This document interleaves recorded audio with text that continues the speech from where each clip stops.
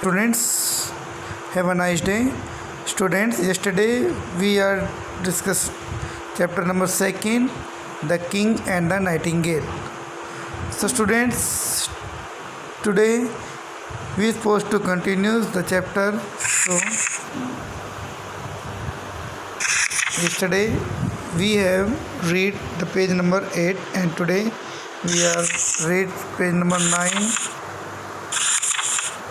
because the length of the chapter is very long, so we read one page daily so you can easily understand the chapter. So let's begin with the chapter.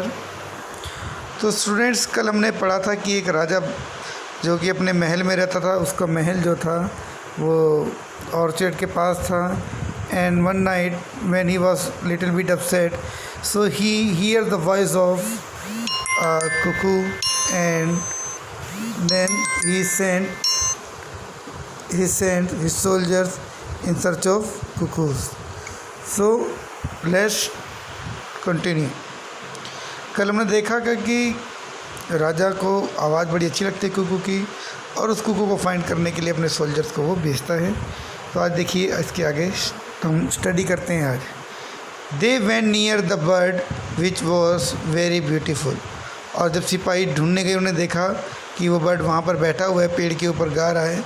तो वो they went मतलब गए near the bird, उस पक्षी के पास गए, which was very beautiful, जो बहुत ही खूबसूरत था. दे रिकोगनाइज्ड का मतलब होता है पहचानना. It to be the nightingale, और उसकी पहचान कैसे हुई? नाइटिंगेल के रूप में, जिसको बुलबुल आप बोलते हैं, उसके रूप में इसकी पहचान हुई. The servants told the Nightingale about the wish of their king and request to accompany them to the king. The servants told the nightingale, और जो नौकर थे उन्होंने बताया किसको? नाइटिंगेल को, बुलबुल को. about the wish of their king, जो उनके राजा की इच्छा थी. विश का मतलब क्या होता है? इच्छा. जो राजा की इच्छा थी उसके बारे में उन्होंने उसको बताया. and requested to accompany them to the king, और उसे रिक्वेस्ट की, प्रार्थना की कि उनके साथ वो राजा के पास चले. Though the bird did not want to go with them, हालांकि जो बर्ड साहब, जो पक्षी थी, did not want to go with them, वो उनके साथ जाना नहीं चाहती थी. It wanted to make the king happy, पर वो राजा को खुश करना चाहती थी. So it went along with the servants, इसलिए वो नौकरों के साथ चली गई. रीचिंग द पैलेस, और जब वो महल में पहुंची, the servants put the Nightingale before the king, तो नौकरों ने वो नाइटिंगेल को राजा के समक्ष प्रस्तुत किया. The king thanked the nightingale a lot and request it to sing melodiously. Melodiously का मतलब मधुरतापूर्वक, मतलब मीठा गाने के लिए. तो the king thank the nightingale a lot, राजा ने बहुत सारा शुक्रिया अदा किया उस बुलबुल का. एंड रिक्वेस्टेड, और बाद में प्रार्थना की, इट टू सिंग मेलोडियसली, ताकि वो बड़ा मीठा गाए. The nightingale sang so sweetly, nightingale ने इतना मीठा गाया. That the king became very happy, कि राजा बहुत ज़्यादा खुश हो गया, अत्यंत खुश हो गया. He commanded his servants to put the birds in the palace, और उन्हें कमांड दिया, आदेश दे दिया अपने नौकरों को कि ये पक्षी पैलेस में ही रहेगा, महल में रहेगा. एक cage of gold was brought for the bird, और एक सोने का केज मतलब पिंजरा मंगवाया गया. किसके लिए? उसी पक्षी के लिए, उस बर्ड के लिए. And it was put in it, और उसको उसके अंदर बंद कर दिया गया. आल्दाउ, हालांकि the nightingale lived in the cage of gold and got all comforts, yet it was not happy.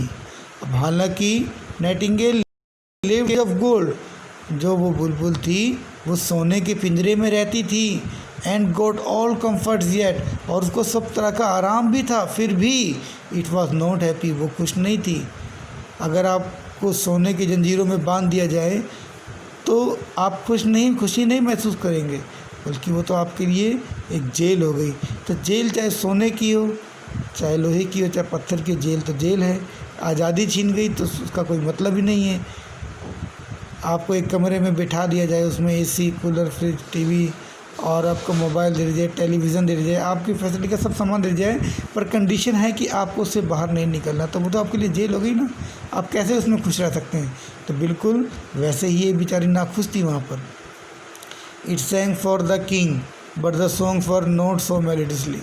वो राजा के लिए गाने की कोशिश करती थी, पर अब उसका गीत जो मधुर नहीं होता था, क्योंकि उस समय वो खुली हवाओं में पेड़ों पे बैठ के अपने मन से गाती थी।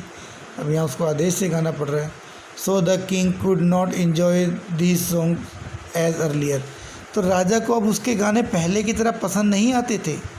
वन डे, एक दिन, one of king friend brought many present for the king.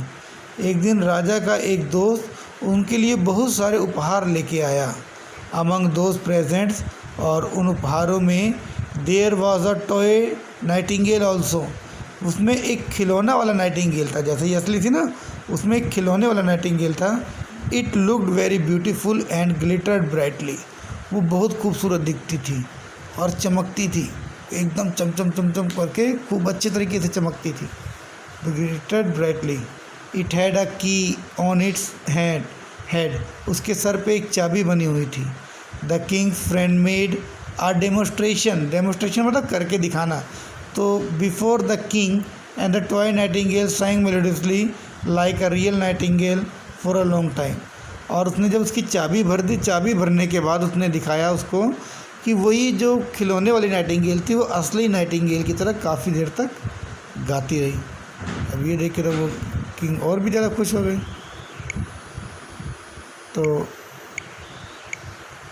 आज के लिए हम इसको इतना ही पढ़ते हैं, और कल जो है हम पेज नंबर 10 उसको रीड आउट करेंगे।